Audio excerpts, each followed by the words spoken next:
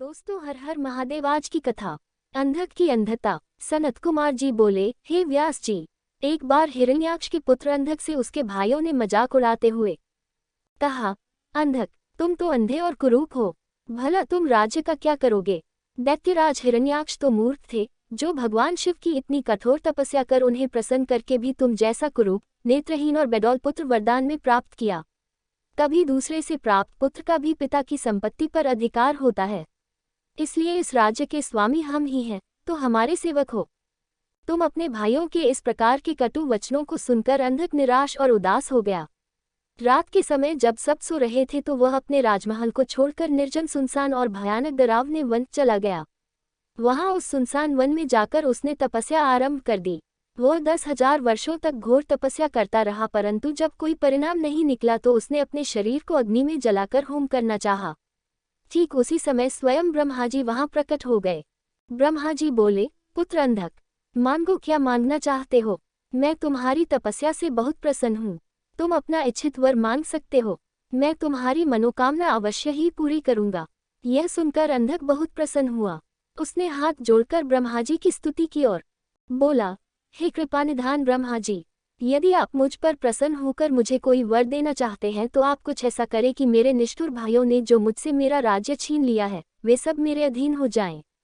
मेरे नेत्र ठीक हो जाएं, अर्थात मुझे दिव्य दृष्टि की प्राप्ति हो तथा मुझे कोई भी न मार सके, वह देवता, गंधर्व, यक्ष, किन्नर, मनुष्य, नारायण अथवा स्वयं भगवान शिव ही क्यों न हो। अंधक के इन वचनों को सुनकर ब्रह्मा जी बोले, हे अंधक, तुम्हारे द्वारा कही हुई दोनों बातों को मैं स्वीकार करता हूँ, परंतु इस संसार में कोई भी अजर अमर नहीं है। सभी को एक न एक दिन काल का ग्रास बनना पड़ता है। मैं सिर्फ तुम्हारी इतनी मदद कर सकता हूँ कि जिस प्रकार की और जिसके हाथ से तुम चाहो अपनी मृत्यु प्राप्त कर सकते हो। तब ब्रह्मा जी के वचन सुनकर अंधक कुछ देर के लिए सोच में डूब गया। फिर बोला, हे प्रभु, तीनों कालों की उत्तम, मध्यम और नीच नारियों में से जो भी नारी सबकी जननी हो, सब में रत्न हो, जो सब मनुष्यों के लिए दुर्लभ तथा शरीर व मन के लिए अगम्य है, उसको अपने सामने पाकर जब मेरे अंदर काम भावना उत्पन्न हो, उसी समय मेरा नाश हो। इस प्रकार का वरदान सुनकर ब्रह्मा जी ने तथास्तु कहा और उससे बोले, दैत्येंद्र, तेरे सभी वचन अवश्य ही पूरे होंगे। अब तू जाकर अपना राज्य संभाल। ब्रह्मा जी के वचन सुनकर अंधक बोला, हे भगवान, अब मेरा शरीर इस लायक नहीं रहा कि मैं युद्ध कर सकूं। अब तो मेरे शरीर में सिर्फ नसें और हड्डियां ही बची हैं। अब मैं कैसे युद्ध कर पाऊंगा और अपनी शत्रु सेना को परास्त कर पाऊंगा। इस प्रकार के वचनों को सुनकर ब्रह्मा जी मुस्कुराए और उन्होंने अंधक के शरीर का स्पर्श किया। उनके स्पर्श करते ही अंधक का शरीर भरा पूरा हो गया। अब वह परम शक्तिशाली योद्धा जान पड़ता था, जिसके सामने अच्छे से अच्छा वीर भी न टिक पाए। इस प्रकार अंधक को मनोवांछित वर देकर ब्रह्मा जी वहां से अंतर्धान हो गए। तत्पश्चात अंधक भी प्रसन्नतापूर्वक अपने घर की ओर चल दिया। जब अंधक ने अपने राज्य में प्रवेश किया तो यह जानकर कि अंधक को ब्रह्मा जी से वरदान प्राप्त हुआ है, सारे दानव उसके वश में होकर उसके दास बनकर रहने लगे। तब अंधक ने विचार किया कि हमें दैत्य साम्राज्य का विस्तार करना चाहिए और अपने घोर शत्रु देवताओं को पराजित करके उनके राज्य पर अपना अधिकार स्थापित कर लेना चाहिए। यह सोचकर दैत्यराज अंधक ने अपनी विशाल दैत्य सेना के साथ स्वर्गलोक पर आक्रमण कर दिया और स्वर्ग पर अपना आधिपत्य जमाकर देवराज इंद्र को अपना बंधक बना लिया। तत्पश्चात उसने नागों, सुपर्णों, श्रेष्ठ राक्षसों, गंधर्वों, यक्षों, मनुष्यों, ऊंचे ऊंचे पर्वतों और भयानक वृक्षों और सिंहों को भी युद्ध में परास्त कर अपने अधीन कर लिया। अंधक मदान्ध होकर कुमार्गी हो गया। उसने स्वर्ग, भूतल और रसातल की सर्वश्रेष्ठ सुंदरियों को अपनाकर उनके साथ रमणीय विहार किया। दिन पर दिन वह बुराई के दलदल में धंसता जा रहा था। उसने वैदिक धर्म का पूर्णतया त्याग कर दिया था। एक दिन उसके दुर्योधन, विधस और हस्ती नामक तीनों मंत्री उसके पास आए और बोले, हे दैत्येंद्र, हमने मंदराचल पर्वत की एक गुफा में एक मुनि को देखा है जो कि योग ध्यान में मग्न आंखें बंद करके बैठा है। उस रूपवान मुनि के मस्तक पर अर्धचंद्र, कमर में गजेंद्र की खाल बंधी है, सिर पर जटाजूट, गले में खोपड़ियों की माला तथा उसके शरीर पर बड़े भयानक सांप लिपटे हुए हैं। उस मुनि के एक हाथ में त्रिशूल तो दूसरे में डमरू है। अपने गौर अंगों पर उसने भस्म लपेट रखी है। उस तपस्वी का वेश बड़ा ही अद्भुत है। साथ ही एक विकराल वानर अनेक आयुधों को धारण किए उस तपस्वी की रक्षा कर रहा है। वहीं उनके पास में एक सफेद रंग का बैल बंधा हुआ है।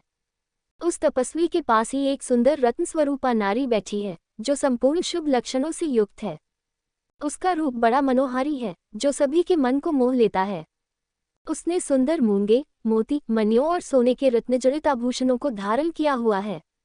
वह इतनी रूपवती है कि जो उसे एक बार देख लेता है उसकी आंखों का होना सफल हो जाता है। उस परम सुंदरी को एक बार देख लेने के बाद संसार की अन्य किसी स्त्री को देखने की आवश्यकता ही न पड़ेगी। स्वामी, आप इस त्रिलोक के अधिपति हैं। आपके पास इस संसार की सभी बहुमूल्य और अमूल्य धरोहर हैं। ऐसी परम सुंदरी रूपवती नारी को भी आपके अनमोल राज्य की शोभा बढ़ानी चाहिए।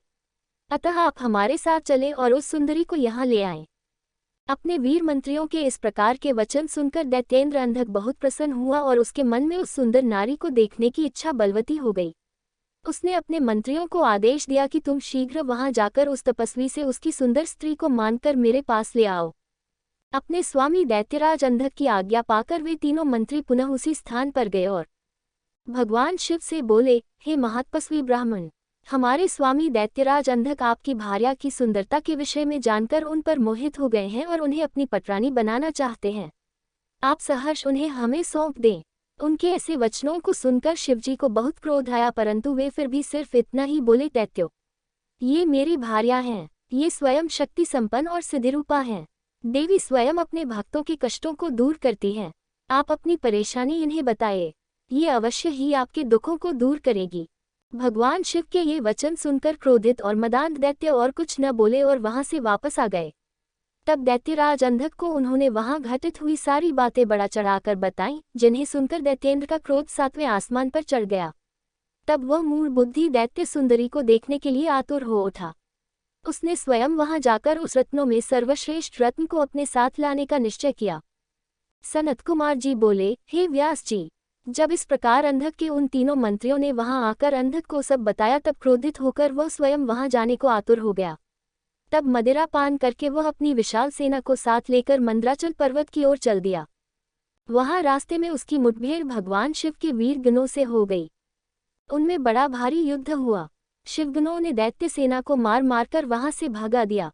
वीर बलशाली दैत्य विरोचन, बलि, बानासुर, सहस्रबाहु आदि बड़ी दृढ़ता से लड़े, परंतु शिवगणों ने उन्हें वहां से खदेड़ कर ही दम लिया। उस समय वहां की धरती रक्त से लाल हो गई। जब असुरों की सेना ने देखा कि वे किसी भी प्रकार से शिवजी के गुणों को नहीं हरा पाएंगे, तब वे स्वतः ही वहां से लौट गए।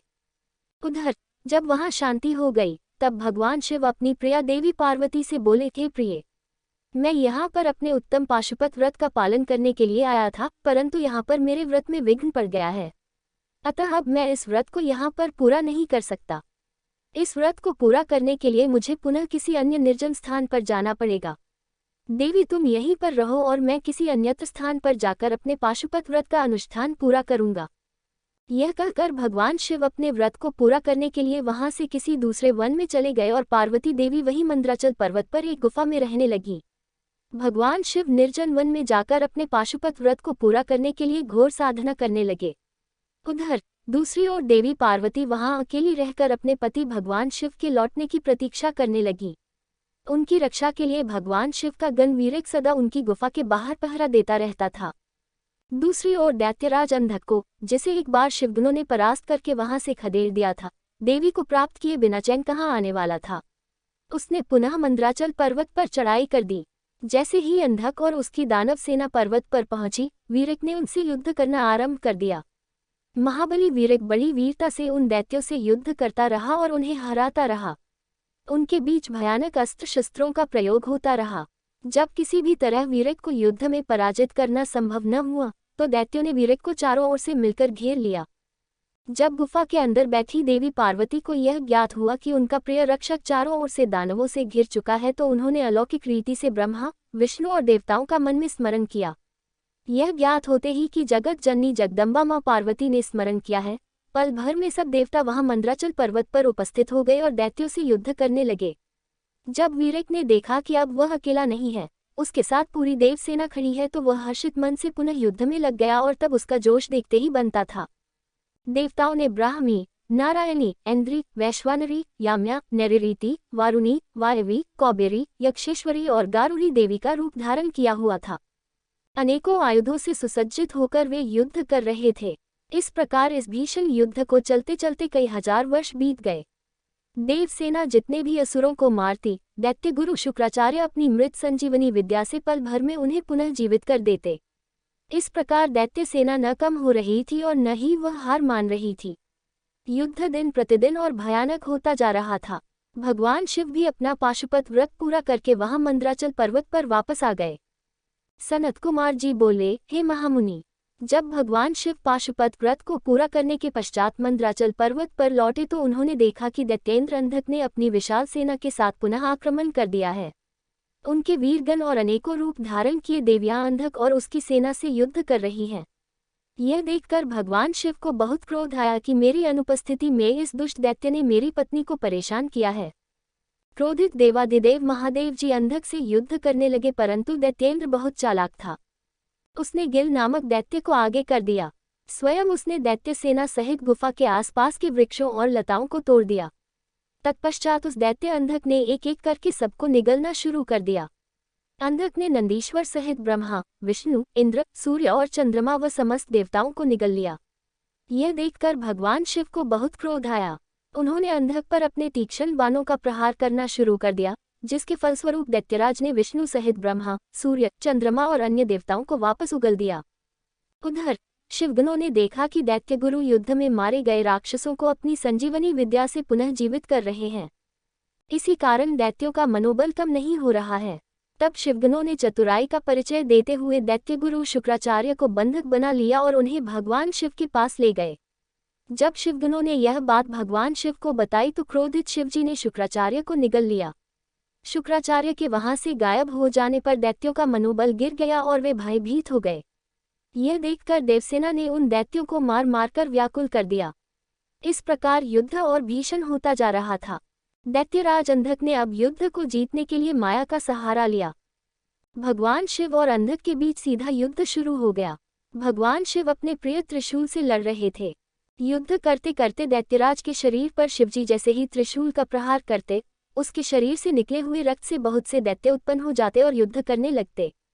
यह देखकर देवताओं ने देवी चंडिका की स्तुति की। तब चंडिका तुरंत युद्धभूमि में प्रकट हो गई और उन्होंने भगवान शिव को प्रणाम किया।